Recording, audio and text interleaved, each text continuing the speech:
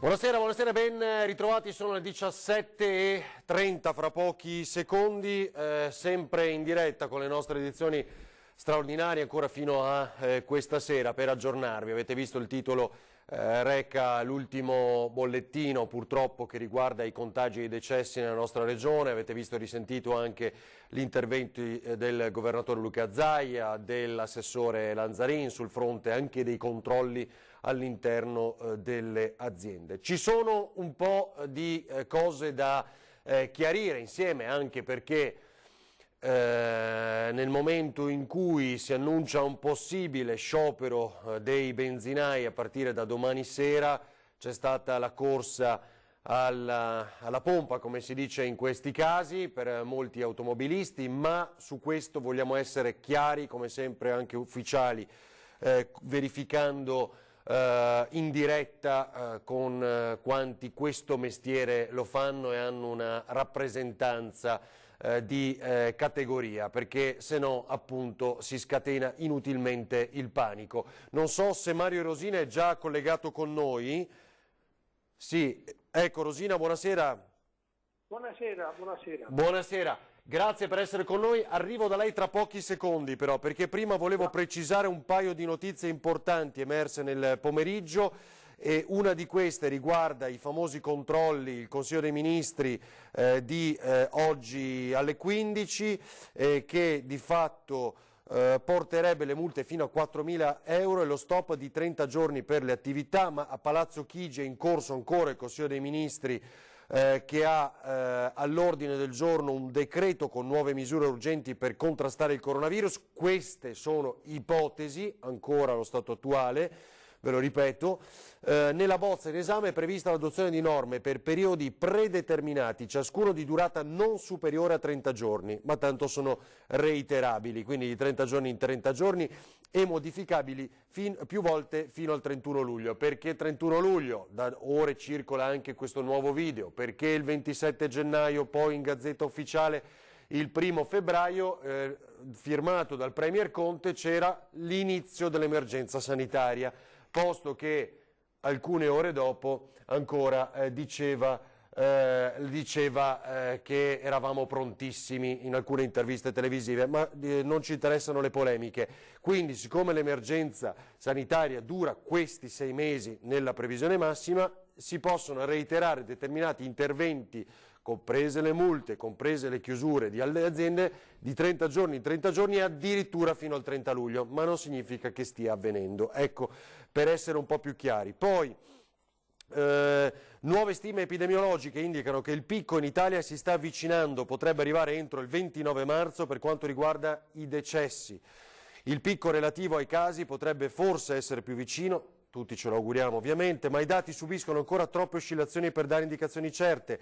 È quanto prevede il gruppo analisi numerica statistica dati Covid-19 elaborato dall'astrofisico Nicastro dell'Istituto Nazionale di Astrofisica e li rileva sulla pagina Facebook. I casi probabili in Italia sono 500.000 i contagi, l'abbiamo sentito più volte in diretta proprio ieri dal professor Crisanti che ha detto prendete i dati di ora e moltiplicateli per 10 perché purtroppo non sappiamo con precisione, non sono registrati tutti, l'80% magari, la maggior parte è asintomatico, qualcun altro, e sono tanti, hanno pochi sintomi e poi purtroppo ci sono i casi invece con rilevati e che hanno un decorso molto più pesante. Allora, Mario Rosina, torniamo a lei, presidente FAIB, Confesercenti Benzinai del Veneto, grazie davvero per essere con noi. Allora, ci aiuta a capire un pochino?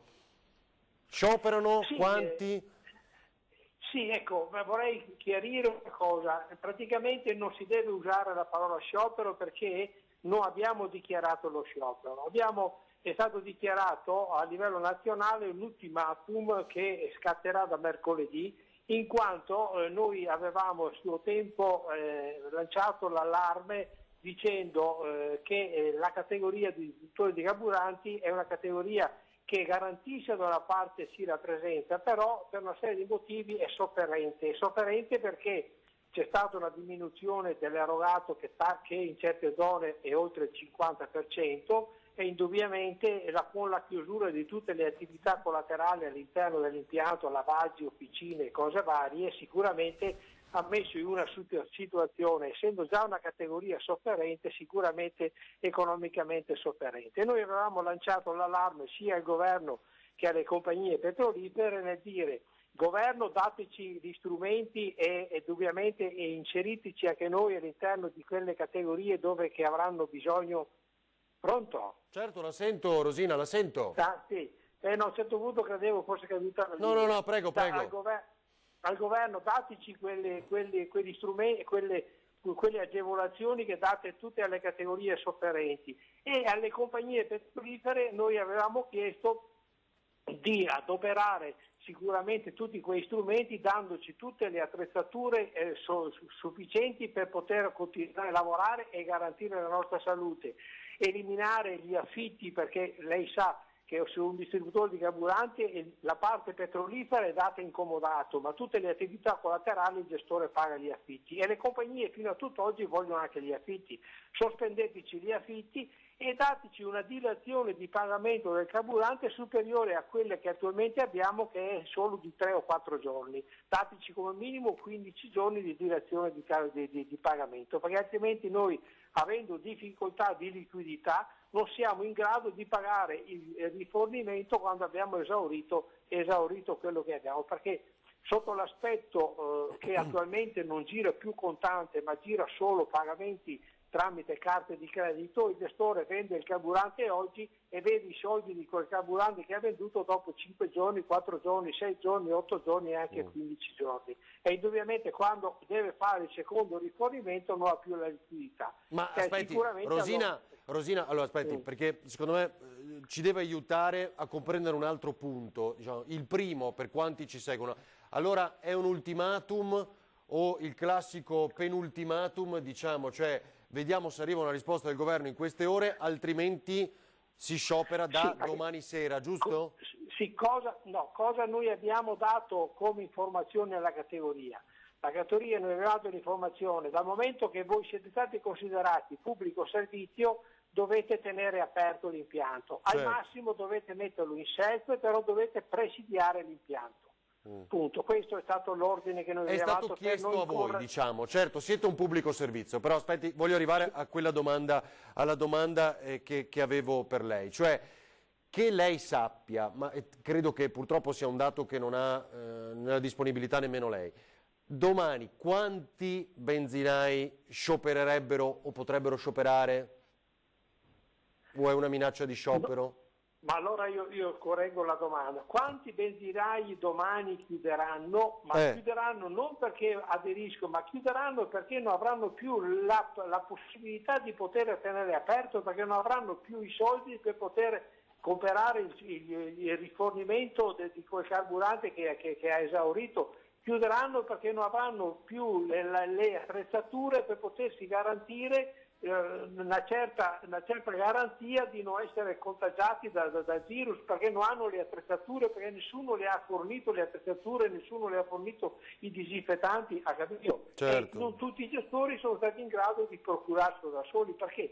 Perché le compagnie petrolifere hanno detto arranciatevi, eccetto l'ENI, che solo da ieri, è stato sottoscritto un accordo con l'ENI, dove l'ENI potenzialmente ha garantito determinate cose, non molte, però l'ENI ha dato una risposta alle nostre chiamate di sofferenza. Ma solo l'ENI, però l'ENI ha solo 4.000 impianti a livello nazionale, gli impianti sono 24.000 in Italia, di conseguenza ci sono la stragrande maggioranza che non hanno avuto risposte né dalle società petrolifere, né dai retisti, né da quelle pompe private. Nessuno ha avuto delle risposte. Va bene, Rosina, e vi arriva questa risposta, diciamo, sulle le vostre richieste, il tema contante, disponibilità di denaro, appunto, acquisto, eccetera, in questa giornata, entro domani, da parte del governo, tramite i vostri rappresentanti? Non lo so, è stato lanciato questo impeto. Praticamente l'impeto è stato lanciato in particolar modo perché la rete più sofferente è quella autostradale, è ancora quella più sofferente. Difatti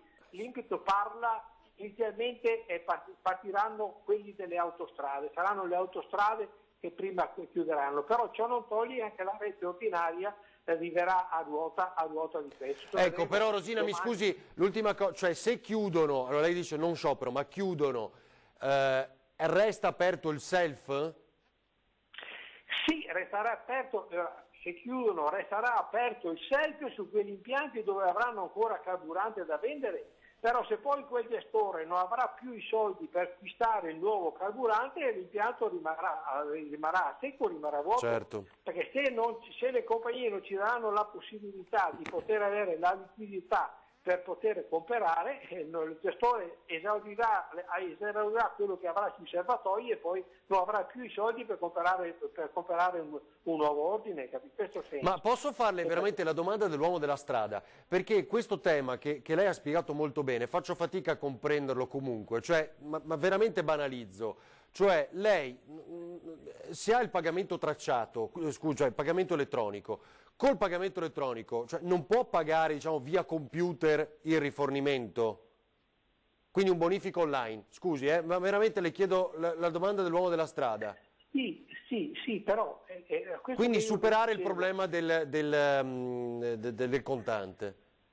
Ma sì, ma io questo le avevo detto a lei, le è sfuggito. Allora le faccio un paragone. 20 anni fa il gestore, quando aveva venduto a fine giornata 1000 litri di benzina, andava a casa in tasca e aveva i soldi dei 1000 litri di benzina. Certo. Oggi se il gestore vende 1000 litri di benzina, alla sera va a casa con i soldi di 100 litri di benzina, perché gli altri 900 li ha venduti con le carte di credito. Certo. E li andrà a recuperare dopo 3 giorni, 5 giorni, 6 giorni, 8 giorni, e se sono carte aziendali, che sono molte le carte aziendali, anche dopo 15 giorni. Pertanto quando lui ha finito la cisterna, non ha recuperato i soldi di 10.000 litri della cisterna, ma aveva recuperato i soldi di 3.000 litri della cisterna. I rimanenti dovranno rientrare domani o dopodomani, o dopodomani ancora. Certo, chiarissimo. Scusi, ma mi era sfuggito anche perché appunto facevo fatica a comprendere. Allora, è questo che noi abbiamo detto. Allora, dal momento che il gestore attualmente, anche per il fatto che sono chiuse tutte le attività collaterali e pertanto non ha più nessun'altra entrata, lui dovrebbe anticiparli di soldi suoi, ma sono già sofferenti, perché la categoria dei benzinai è una categoria sofferente e da qualche anno che noi lo dichiariamo, lo denunciamo e lo diciamo a tutti quanti. È una categoria molto sofferente perché per una serie di motivi, per la diminuzione delle vendite dell'erogato, per tutta una serie di cose, è una categoria sofferente. In questa maniera qua è una categoria che ovviamente soffre ancora di più. Allora, il gestore dopodomani non ci sarà che io ho aderito allo sciopero, chiuderò perché non ho più ossigeno, non ho più soldi per poter pagare il rifornimento. Però io immagino che né il governo possa consentire una cosa del genere, tantomeno le compagnie petrolifere che in questo momento hanno, io credo, un calo almeno del 40%? Con meno auto circolanti, non lo so. Però indubbiamente la compagnia petrolifera sicuramente ha molto più possibilità di gestire e di avere la possibilità di poter dilazionare, che non è il gestore. Certo. Questo è indiscusso. Insomma, i bilanci delle compagnie petrolifere li abbiamo visti, sono stati chiusi sempre in positivo, no, ci sono problemi da quel lato là. Rosina, io le chiedo questo, ci aiuti a tenere aggiornati i nostri telespettatori, ecco, perché è bene capire che cosa succede, capire che cosa potrebbe accadere, e quindi nelle prossime ore, se ha piacere, ci risentiamo, magari anche domani per vedere se... Io sono, eventualmente domani io posso essere aggiornato un attimo. Io posso dire anche un'altra cosa, che non vogliamo creare allarmismo. Esatto. Sicuramente la rete distributiva è composta anche di una serie di impianti di privati, dove che quei privati hanno una maggiore disponibilità e che sicuramente non saranno chiusi sul terreno. Pertanto non ci sarà la preoccupazione che dalla sera alla mattina, ad esempio, i 90 impianti di Padova siano chiusi. I 90 impianti di Padova può darsi che ne siano chiusi 50, 60, ma 40 impianti saranno aperti. Così dicasi, io le parlo della provincia di Padova che ha circa 300 impianti, Poi io posso garantire che non saranno più di 300 impianti che se lo volessero, ma sicuramente un centinaio di impianti e anche più in provincia di Padova rimarranno aperti, perché sono impianti di privati e che ovviamente hanno maggiore disponibilità sia di liquidità e che di dilazione, perché sono loro proprietari dell'impianto, pertanto hanno maggiore possibilità. Va bene, abbiamo chiarito molti punti. Grazie davvero. Non c'è da chiarire, non c'è da avere allarmismo, insomma, in questo senso. Esattamente, questo è importante. Di certo non saremo noi come organo di informazione a dire correte a fare benzina, perché insomma se dobbiamo evitare dell'allarmismo inutile in questo periodo, era per quello che avevamo bisogno di chiarire con lei molti aspetti. Grazie davvero Mario Rosina. Io sono aggiornato, mi può chiamare domani. Buonasera e buonasera a tutti. Assolutamente sì, grazie al Presidente responsabile della FAIB Benzinai del Veneto di Confesercenti, grazie davvero a Mario Rosina. Dunque, adesso, sì, Confesercenti ho detto bene, dunque, questa sera, e voi avete visto di sicuro, vi è capitato insomma in queste giornate, e stiamo per farvi vedere delle immagini comunque forti, ve lo diciamo, il governatore Luca Zaia aveva annunciato, come era nelle sue intenzioni, far vedere cosa succede nelle terapie intensive anche della nostra regione.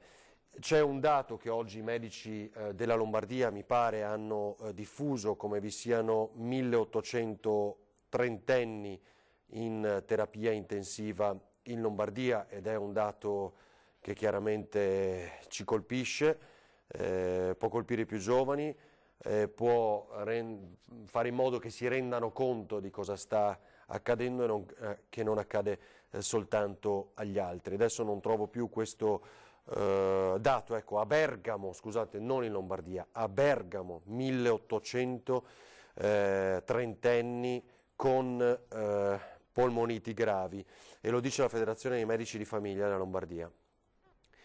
Ed è un dato allarmante. Per renderci conto, ho dato modo a tutti voi insomma di allontanare quanti non devono stare davanti alla televisione in questo momento, edulcorato in qualche maniera, comunque questo video è di una nostra terapia intensiva, e per farvi vedere anche qual è il lavoro, in quale stato siano i nostri pazienti. Poi devo dirvi anche che è la sanità del Veneto, quindi sembra tutto meglio, posso dirvi così, giudicate voi. Questo è il video che riguarda appunto una terapia intensiva e sono immagini vere.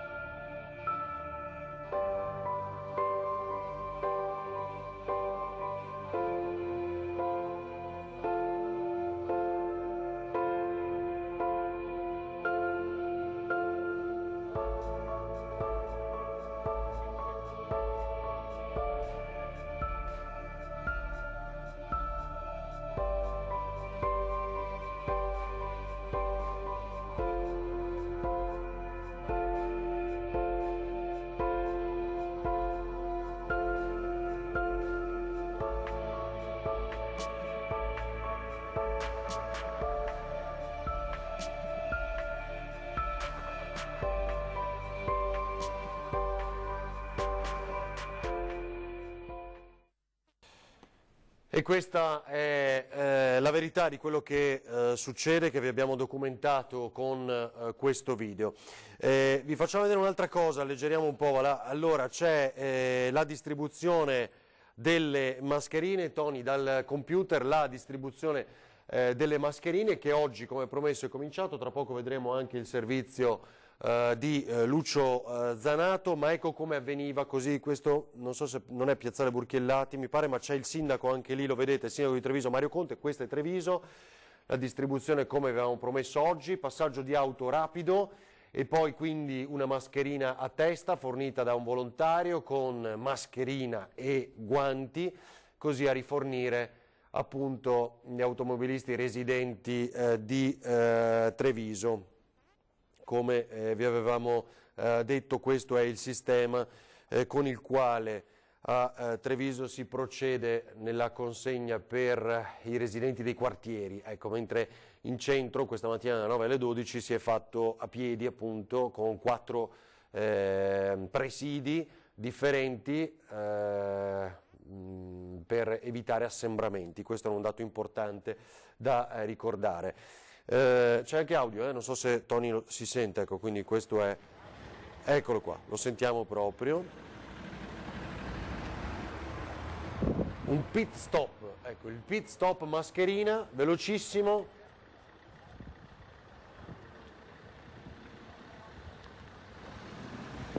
Non controllano l'olio della macchina, quindi non fate dell'ironia, ma questo adesso ovviamente per stemperare un po', ma questo è quello che avveniva questa mattina. Vediamo altri punti magari della città, eccolo qui, ne vediamo un altro, ma brevissimamente, ecco, per farvi vedere ancora come è stato nel concreto. Vedete, dotato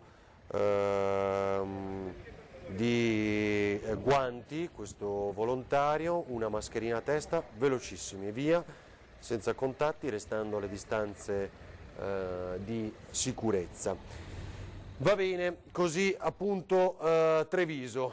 Allora, vediamo se ci sono altri aggiornamenti, altrimenti sì, le aziende venete segnalano i blocchi ai confini, questo lo sappiamo, soprattutto da e per i paesi dell'Europa orientale e dell'ex Jugoslavia, difficoltà ad importare e esportare merci, lo stiamo mostrando da più giorni, abbiamo visto in diretta quelle immagini con i nostri colleghi della redazione di Tele4 a Trieste, con sorella del gruppo Media Nord-Est, e quindi come sempre purtroppo questo è realtà e lo abbiamo fatto vedere molto chiaramente. Allora Tony, se riusciamo, prima di, perché tra pochi istanti, oltre ad avere un aggiornamento sui dati del contagio nella nostra regione, c'è anche la conferenza stampa di Borrelli, capo della Protezione Civile Nazionale da Roma, quindi la sentiremo tra pochi istanti. Vorrei capire l'appello della di una mamma di uno studente, perché in tanti, se una soluzione si è trovata per gli amici che erano alle Antille francesi, che appunto prenderanno il volo questa sera via Parigi, rientrare poi a Roma, ci sono molti altri ragazzi della nostra terra che sono bloccati all'estero. Ecco l'appello di una mamma. Il nuovo decreto prevede appunto che in casi di emergenza ci si possa muovere da casa per andare a prendere dei parenti stretti e riportarli a casa. E noi andiamo. Eccola, battagliere forte, voce e volto di Paola Turchetto, la mamma di Nicolò. Li andremo a prendere, questa è un'altra emergenza, non abbandoneremo i nostri figli, ci dice, mostrandoci anche la mail con cui il Ministero degli Esteri le ha risposto. La competenza è di altri. E lei, di rimando, sostiene di averli chiamati tutti senza esito questi altri. E così, costi quel che costi, con il marito, camionista in pensione, sono disposti a intraprendere la strada che li condurrà verso i loro ragazzi. Sono 3 giorni che ininterrottamente contattiamo prefetture, uffici di polizia stradale, perfino la segreteria di autorità governative, la Farnesina, e purtroppo non siamo venuti a capo di niente. Nella concatenazione degli eventi questa mamma si dice certa di voler intraprendere questo viaggio venerdì prossimo. E rientriamo, almeno ci sembra, perché tutti restano nel vago, che la nostra situazione sia una situazione di emergenza. Ogni sua parola pronunciata accoglierà il bersaglio, quello di accudimento che l'istinto di una mamma sa affrontare con coraggio e determinazione nel momento di massimo bisogno. Stop. L'organizzazione ci abbandona qui. Allora, così appunto l'appello di una mamma. Adesso stiamo cercando di collegarci con il sindaco di Feltre appena possibile. Intanto vi faccio vedere, perché appunto anche lì c'è da registrare una donazione importante. Sì, vediamo pure il video. Questa invece è la grandissima Margherita Grambassi, che appunto era in collegamento pochi minuti fa con i nostri giornalisti di Trieste. La sentiamo in questo breve intervento video, poi vi annuncio e anticipo questa sera un altro campionissimo, Cristian Ghedina, sarà in diretta alle 20 con Cristian Arboito per l'ultima parte della nostra straordinaria. Sentiamo pure Margherita Grambassi. Io sinceramente credo che questa scelta sia stata una scelta di assoluto buon senso e direi dovuta, anche perché poi il mondo dello sport secondo me deve dare segnali forti, li ha già dati in tanti ambiti. Mancava praticamente soltanto l'Olimpiade all'appello e mi rendo conto che l'evento sia di una portata incredibile sotto tanti punti di vista, quindi non soltanto per gli atleti ma per il paese che li ospita dal punto di vista economico, per cui si dovranno rivedere delle cose che io nemmeno posso immaginare a livello contrattuale, con gli sponsor, l'organizzazione incredibile, perché c'è una macchina dietro a un'Olimpiade che neanche noi che siamo all'interno, diciamo, del mondo sportivo conosciamo così in maniera così approfondita, per cui sicuramente è una scelta dura da prendere ma inevitabile. Poi c'è anche un tema che andrà ovviamente dibattuto, legato poi alle qualificazioni olimpiche. Ad oggi per esempio c'erano alcuni nostri atleti che erano già qualificati e alcuni sport nei quali la qualificazione olimpica era già terminata. In altri casi, per esempio, se non mi sbaglio, nell'atletica ci sono delle competizioni da fare in ogni paese, in ogni continente, legate al superamento di una certa misura o appunto abbassare il tempo, per esempio nello sport come la corsa ci sono i trials americani, i famosi trials americani, e quindi ogni sport ha dei criteri di qualifica particolari e anche da questo punto di vista sarà un bel lavoro ovviamente per il CIO, per cercare insomma di poter essere coerente e nello stesso tempo cercare di uniformare un po' tutta la situazione, insomma, per cui è una macchina incredibile quella olimpica, per cui c'è veramente tantissimo lavoro ancora da fare. Così Margherita Grambassi, diretta poco fa, sul rinvio delle Olimpiadi, sapete, in Giappone l'anno prossimo. Abbiamo in linea il sindaco di Feltre, che ringrazio. Buonasera sindaco, grazie per essere con noi, ben trovato. Buonasera, grazie a voi. Allora, Paolo Perenzin, dunque, intanto se vuole dare un aggiornamento ovviamente dal suo territorio e soprattutto raccontiamo anche di una donazione importante da parte di un'azienda, è bene ricordarlo e dirlo anche in questo periodo. Ha voglia di raccontarci cosa è successo? Sì, molto volentieri, perché è un fatto importante che fa che, come dire, dà un segnale di fiducia e di speranza.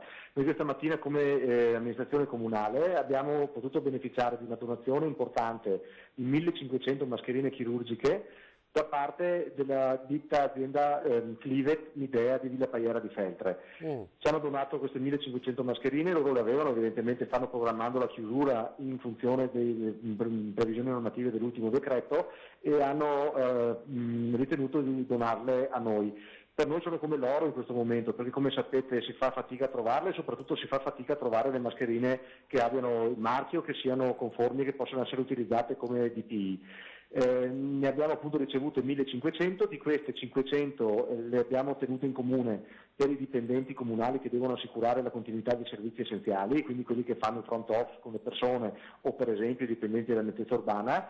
Le altre 1000 le abbiamo consegnate alla nostra municipalizzata, che è l'azienda Feltrina Servizi alla Persona, in parte perché le usi per i servizi che stiamo erogando alle persone in quarantena e in grossa parte perché le possa dare in dotazione alle 2 case di riposo che gestisce l'azienda, che sono le case di riposo dei comuni di Feltre e Cesio Maggiore. Grazie sindaco, grazie davvero, questo è un segnale molto importante. So che è al telefono dalla mattina alla sera per lavoro e quindi ha la batteria scarica, quindi la dobbiamo salutare. Se vuole dire un'altra un'altra cosa, e a tempo noi ci siamo. Io intanto vi ringrazio, davvero la batteria che si sta scaricando, ecco, appunto. Finché regge, per dirvi una cosa soltanto, questa è importante, vi ringrazio anche per lo spazio che ci state dedicando, ed è quello di continuare a raccomandare alle persone in questo periodo, in questi 10 giorni, davvero di rispettare il più rigorosamente possibile tutte le norme che sono in vigore. Questo lo dobbiamo fare in primis per una forma di rispetto nei confronti del personale sanitario che è impegnato nei nostri ospedali, in Veneto come in Lombardia e nel resto d'Italia, e che sta vivendo veramente una situazione di estrema difficoltà, che non è soltanto il turno massacrante di lavoro, ma è anche il fatto di dover curare le persone in situazioni di isolamento, cioè persone anziane, malate, che non possono vedere i propri cari. Questo li sottopone evidentemente a una situazione di stress lavorativo importante. Il modo migliore che abbiamo noi per testimoniare la nostra vicinanza è quello di stare a casa per evitare il propagarsi del contagio e per essere di supporto e sperare che nei prossimi giorni i dati continuino a essere quelli degli ultimi 2. Grazie Sindaco, grazie davvero, buon lavoro. Grazie anche a voi, grazie molte. Era Paolo Perenzin, sindaco di Feltre. Allora, tra l'altro volevo farvi vedere rapidissimamente le prime pagine, abbiamo la pubblicità, va bene, Gazzettino, eccolo qua, poco fa appunto questo provvedimento di cui molti parlano nelle ultime ore, ma che appunto risale al 31 gennaio, no? Il motivo per cui le misure sono prorogabili fino al 31 luglio per la durata dei 6 mesi prevista di emergenza sanitaria. Speriamo ovviamente che basti molto meno. Le restrizioni, le multe potrebbero salire da 500 a 4.000 euro. C'è questa bozza, ma evitiamo appunto, ormai sappiamo che tutto circola così, aspettiamo l'ufficialità, il Viminale chiarisce sugli spostamenti, eccetera, e poi Zaia ai respiratori veterinari, ma questo lo disse più di una settimana fa, sapete, ad Antenna 3, già dando la cifra di una 50ina di respiratori che attualmente utilizzano i veterinari del Veneto, o almeno una parte di questi verrebbero requisiti all'occorrenza. Non sono certo i tubi che vanno in bocca ai cavalli, ai cani, eccetera, eccetera, ma è la macchina, poi il sistema, insomma, questo va specificato ma è scontato. Corriere del Veneto, cui va un grande abbraccio, sapete che appunto hanno più di qualche caso di positività, quindi ai colleghi, così come tanti altri giornalisti in questo periodo che continuano, nonostante le difficoltà, a garantire il proprio lavoro. 5.948 casi di contagi, 216 morti sono i dati appunto del Veneto che riporta il Corriere del Veneto. Coronavirus in Veneto, Zaia, non siamo in sofferenza ma preoccupa Verona, questo l'ha detto molto bene, è emerso molto bene questa mattina dalla conferenza stampa. E poi il calcolo appunto che riporta oggi il quotidiano in edicola, i 3 miliardi di danni ogni settimana per quanto concerne la nostra regione. Pubblicità e dopo la conferenza stampa di Borrelli che sta per cominciare da Roma.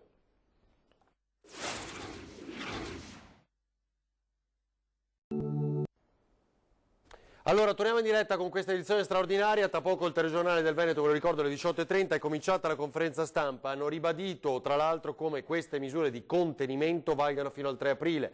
Non resterà così fino al 31 luglio. Ecco, questo è un dato importante. Vi leggo subito i numeri, poi torniamo alla conferenza stampa. Borrelli dice 8.326 guariti, 894 in più di ieri.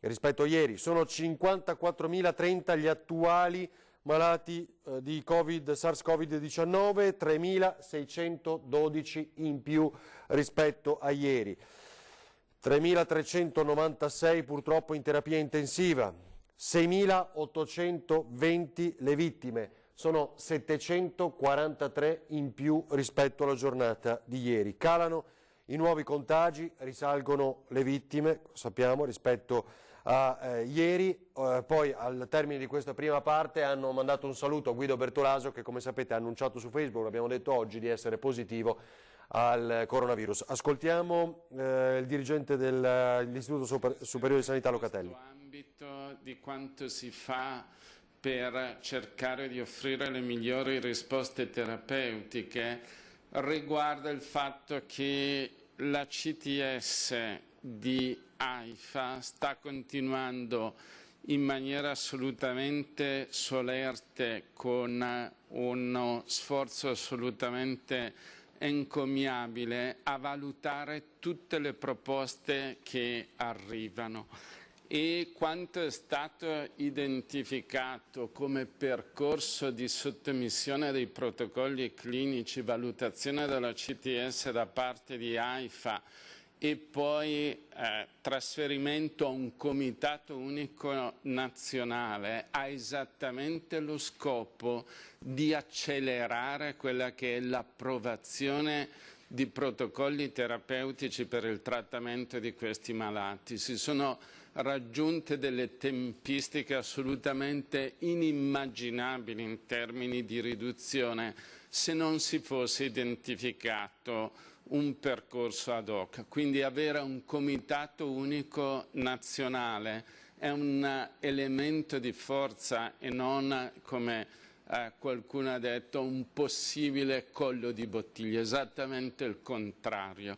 Semmai la riflessione pertiene a quelli che sono gli usi su base cosiddetta compassionevole, dove evidentemente per il numero che viene a essere identificato il riferimento saranno certamente i comitati etici locali.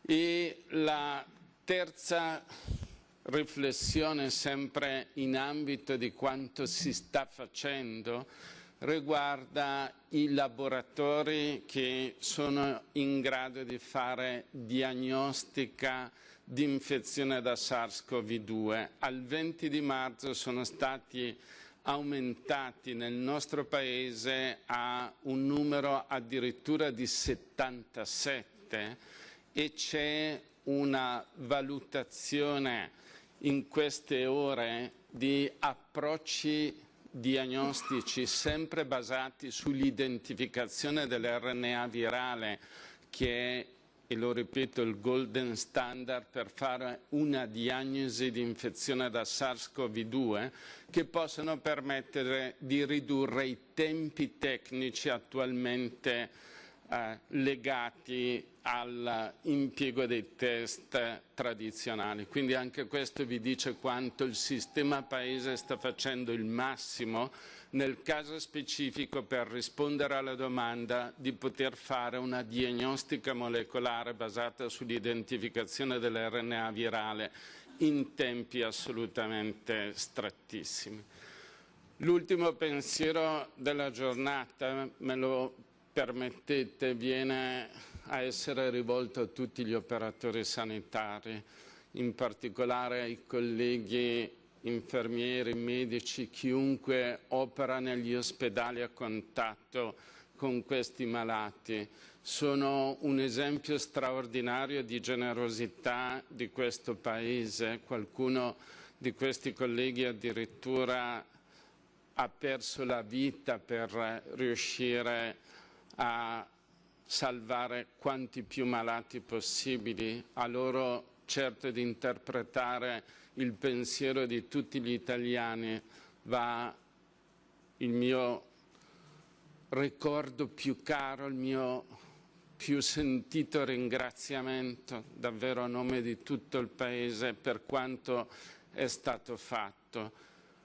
Il compito nostro, di chi sta provando a dare la miglior risposta, è di tutelarli nel miglior modo possibile e l'ho già detto 2 giorni fa, lo ripeto adesso, questo è al centro delle nostre priorità, ma davvero un grazie infinito a nome del popolo italiano a tutti coloro che si stanno prendendo cura dei malati di Covid-19. E ha assolutamente ragione, interrompiamo solo per qualche istante, ora cominciano tutte le domande anche dei colleghi sul fronte nazionale di questa quotidiana conferenza stampa. È Merlara questo, giusto Tony?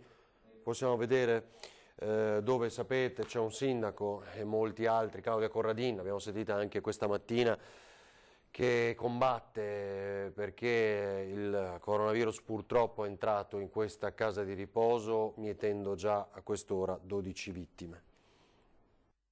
A Merlara l'emergenza è la mancanza di personale. Nella casa di riposo, che ha visto il decesso di 12 ospiti, gli ultimi 2 nelle scorse ore, il personale è allo stremo.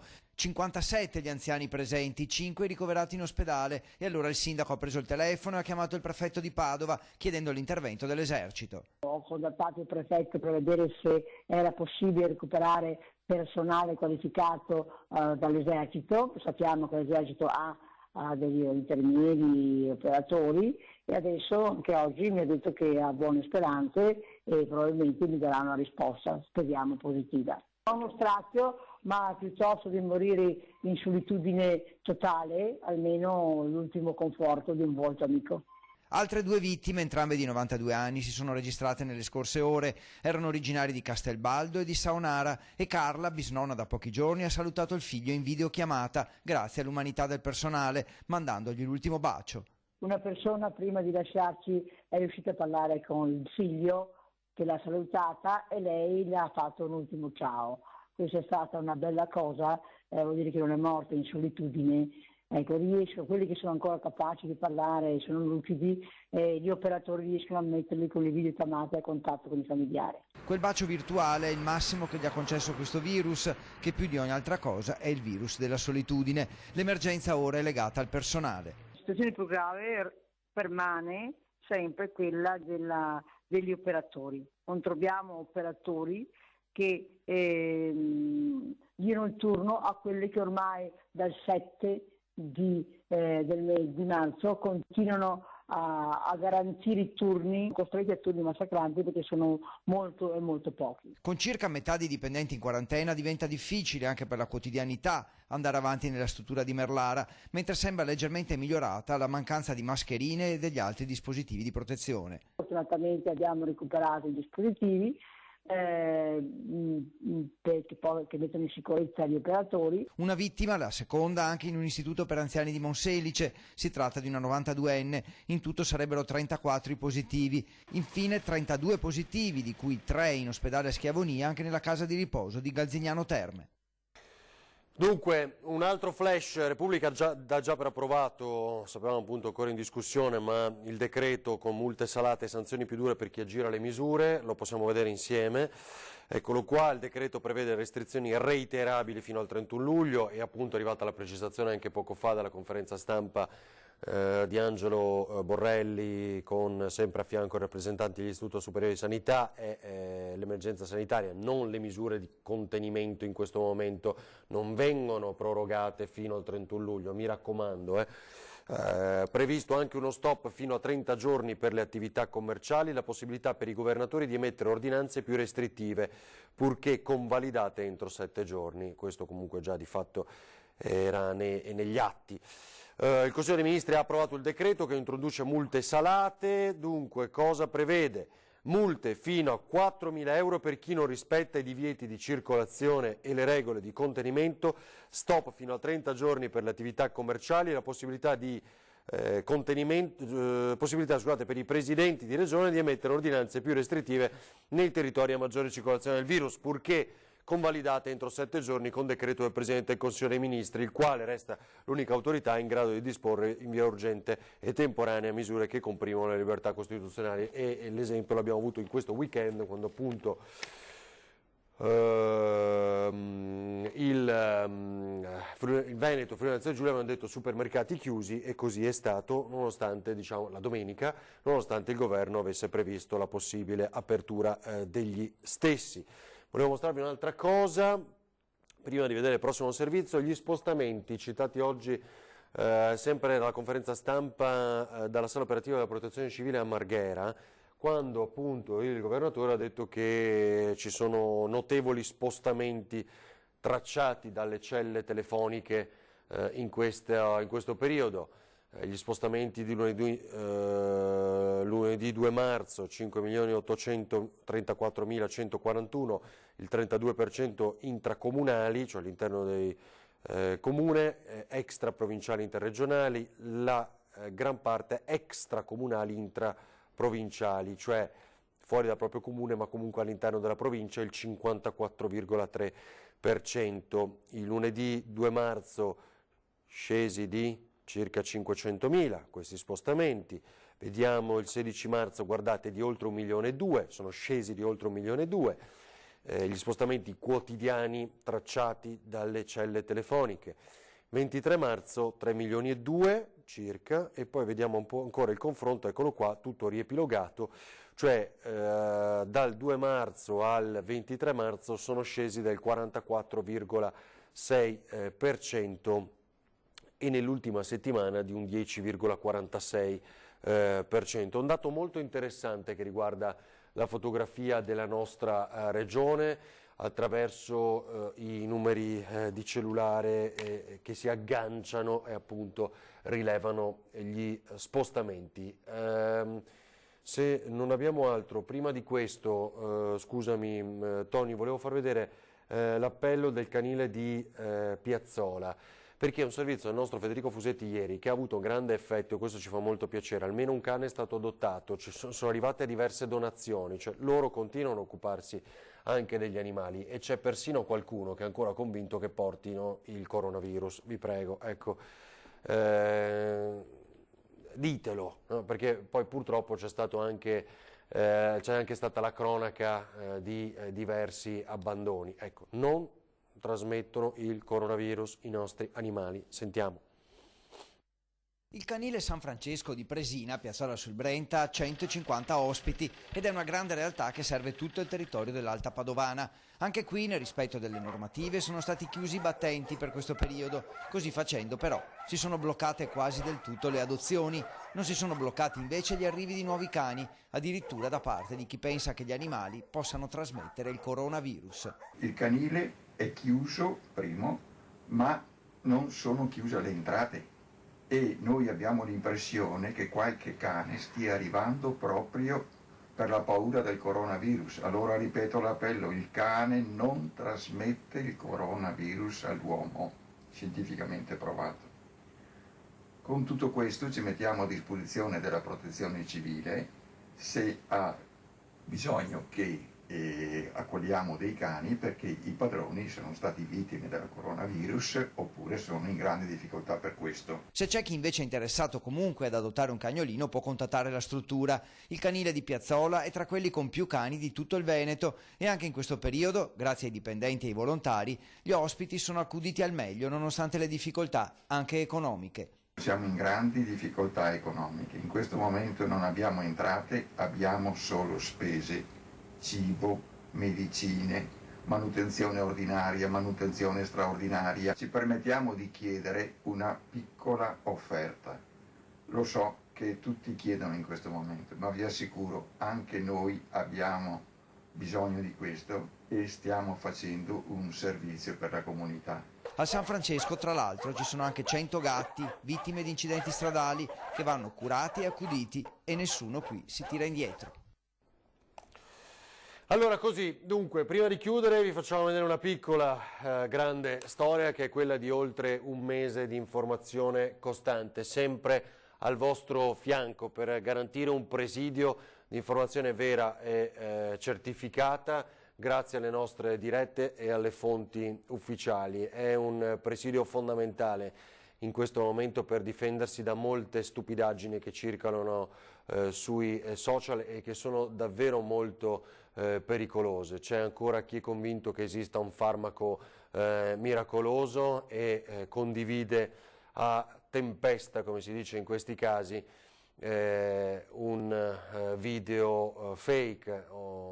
Quello che riguarda invece il Giappone l'avete visto, l'hanno analizzato, lo stanno sperimentando anche il Veneto per quanto concerne la Vigan, anche se purtroppo non c'è una certezza. A proposito, la Roche pochi istanti fa, che produce nel mondo un quantitativo notevole, il principale in percentuali di tamponi, dice che devono essere, il consiglio che dà è che si facciano i tamponi soprattutto per individuare gli asintomatici, non i cosiddetti tamponi a tappeto, perché bisogna sfruttarli, risparmiarli per appunto arrivare ad arginare il contagio, quindi non tamponi a tappeto ma mirati, che poi è quello che sta facendo il Veneto. Dunque la nostra storia insieme di questo mese e più.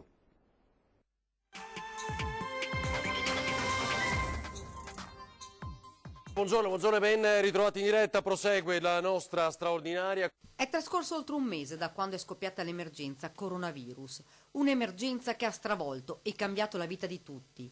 La nostra emittente ha iniziato da subito le edizioni straordinarie per informare i cittadini sull'evolversi della situazione. Ora dopo ora, giorno dopo giorno, abbiamo cercato di fornire puntualmente le informazioni con la consapevolezza del momento drammatico che stiamo vivendo. Restate a casa è diventato il motto che abbiamo diffuso per aiutare prima di tutto voi e per dare una mano a tutte quelle persone che per voi stanno lottando. Il personale sanitario, le forze dell'ordine e quanti sono a lavoro per non far mancare nulla alla gente. Anche Antenna 3 ha dovuto modificare il modo di lavorare. Abbiamo adottato tutte le precauzioni, lo vedete nelle immagini. Mascherine in redazione, nelle regie, fino ad organizzare collegamenti via Skype per evitare il più possibile contatti con persone esterne. Oltre un mese per darvi notizie, per sostenervi. Anche per noi è diventato tutto più difficile. Ci laviamo le mani spessissimo, lavoriamo con la mascherina e poi disinfettanti sparsi in ogni angolo della sede. Guanti e gel sono diventati per noi strumenti fondamentali per lavorare, quasi come il computer, i microfoni e le videocamere. Rispondiamo alle vostre domande, alle vostre richieste, cercando di dare delle risposte anche se a volte vanno al di là della nostra competenza. Ma ci proviamo sempre. In un mese il numero delle persone contagiate è aumentato, di ora in ora il bollettino cambia e si aggrava, così come le vittime alle quali va il nostro pensiero. Combattere questa battaglia significa rispettare le regole, significa voi che potete rimanere a casa. Vi ringraziamo per i complimenti che ogni giorno ci danno la forza di andare avanti, ma anche le critiche costruttive perché ci aiutano a migliorare. Questo virus maledetto va sconfitto e lo possiamo fare tutti insieme, noi e voi, rispettando le regole. Noi ci stiamo provando. Siamo presenti tutti i giorni, dalla mattina alla sera. Aiutateci e aiutatevi ad uscire da questo momento drammatico che ha segnato e segnerà la vita di tutti. Il punto di un'altra giornata. Bene, è tutto. 6 minuti e c'è l'edizione, anche meno, l'edizione del telegiornale del Veneto. Poi andremo avanti come sempre in diretta sino a questa sera alle 21 e oltre. Quindi ci rivediamo tra pochissimo con tutte le notizie dal Veneto e gli aggiornamenti.